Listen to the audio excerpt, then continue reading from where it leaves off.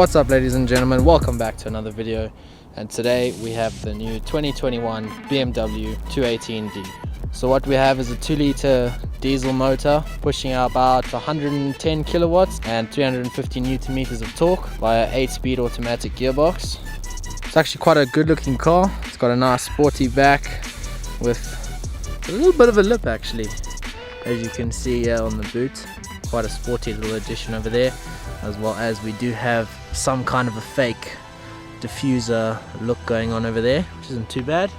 And then we have fake side vents, obviously not functional, but yeah, overall quite a sporty car. Got some nice body lines to it. Price is starting around 740,000, obviously going up depending on how you spec yours, but overall really nice family car. Lots of good features and a very comfortable interior.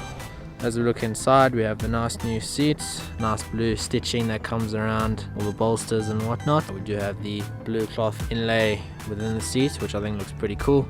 Obviously your M Sport badges over there, M Sport colors. We have the full digital display as well as the infotainment screen, and obviously we have climate control and radio setting stuff here.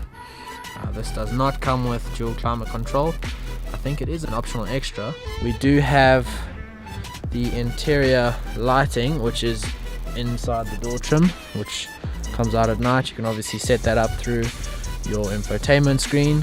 We also do have the large panoramic sunroof, which is really awesome. Makes the car feel a lot more spacious and roomy in here. Fuel consumption wise, BMW says that it'll do 7.4 to 8.9 in the city, and so far I've only managed about 8.2, 8.3, so not too bad. So yeah, obviously it depends on how you drive, but overall, because it's a diesel, you are going to go further on one tank than you would with a normal petrol car. Typical BMW sports steering wheel, overall very nice and comfortable for long drives. Into the back of the car, typical BMW fashion, we do have back seats. There is quite a bit of room in here for other passengers. Not the most amount of room, but definitely should be enough for some of your mates to go out somewhere or just to enjoy the drive. We do have pretty decent boot in the back, lots of space as well, and you can also lift up the floor cover and you got a bunch of extra space in there. Staying at the back of the car, we do have some really nice dual tailpipes over here at the back. Really nice sporty feel, at least there wasn't the fake exhaust pipes that come on so many cars nowadays.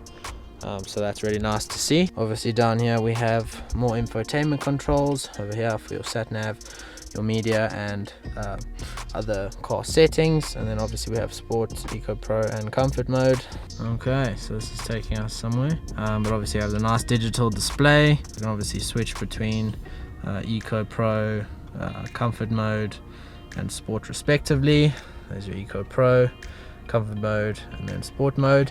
And then you can obviously also configure individual. So like, let's say now you want to go in here, you want to drive in Sport, you can obviously select the different things there. You can change your steering if you want your steering to be more comfortable or whatnot in Sport. The car, we check driving information, we journey data, and we can see that we've only been getting about 8.2 liters per 100, so it's not too bad. Obviously then you have your sports displays too, shows your kilowatts, newton meters, g-force. Then you have a driving style, which obviously just tells you how well you're driving, energy flow, whatnot. You can also go into settings and you can configure a whole bunch of stuff over here, like your interior lighting. You can go and you can select your color, choose from the wide range of colors that they do have, and then also for if you drive a lot at night, you can say, okay, cool, dim the interior lighting so it's not so bright while you're on a drive. You can also configure the key button assignment on your remote and just control a whole bunch of other stuff with the car right here. Okay, vehicle status. This is awesome. I love having the flat tire monitor because sometimes you just really don't know. You know, the potholes are really bad here in South Africa, and you know, we'll have that pothole that you hit and you're like, oh, I wonder if my tires are right. And the more you drive, you actually start to doubt whether or not it's fine. So it's always nice having a flat tire monitor within the car, just so that you have peace of mind. We do also have the automatic windscreen wipers. Obviously this you can change it to set the speed at which it does go. We do have the reverse park assist, I'll show you how that works now. So let's say we want to go and park quickly, so we'll just come and park here in this lovely parking bay. Okay, so now we've made a lovely job of the parking. Now we want to get back to where we were. So now what you do is you just chuck it into reverse, and then over here you just select your wrong one. Oh, there you go, reverse assist. It will then take over the steering wheel, and you literally just let it do its thing. It'll reverse for you, and obviously it has a little countdown of showing you how far you have left in its memory. So right now it's 45 meters, and it'll do the whole reverse shebang for you, and you just have peace of mind knowing that you're definitely going to get out of your parking space without hitting anything else. So yeah, it does remember the last 55 meters or so. I think it should be 45 meters actually, but I'm not quite sure. So yeah, that's pretty cool. Alright, so I hope you enjoyed the video. If you did, don't forget to like, subscribe, and check out the new videos to come.